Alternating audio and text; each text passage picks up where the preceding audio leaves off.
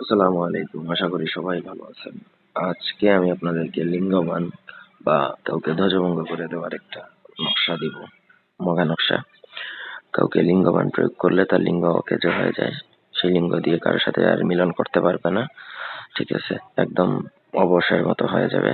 শুধুমাত্র প্রস্রাবই করতে পারবে, অন্য কিছু করতে পারবে না। তার লিঙ্গ দ্বারা আর কোনো কাজ করতে পারবে না।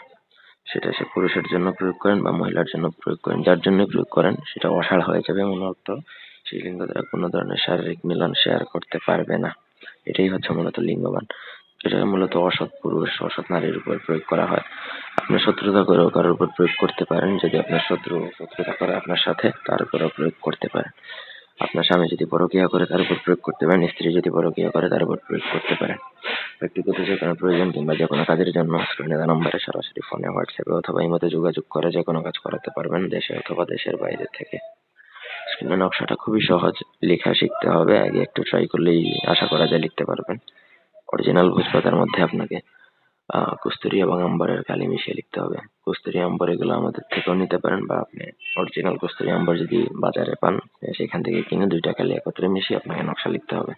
নকশার নিচে যার জন্য করবেন তার নাম, তার বাবার নাম, মায়ের নাম এবং ঠিকানাটা লিখতে হবে। দুইটা নকশা লিখতে হবে। একটা নকশা হচ্ছে লিখে আপনাকে নদীর পাড়ে বা নদীর কিনারায় পুঁতে রেখে আসবেন। যেকোনো শনি বা মঙ্গলবার দিন রাতের বেলা লিখবেন, রাতের বেলায় কাজ করবেন। আর একটা নকশা হচ্ছে খাবারের মাধ্যমে ভিজিয়ে উদ্দিষ্ট ব্যক্তি বা যাকে উদ্দেশ্য করে লেখা তাকে খাইয়ে দিতে হবে।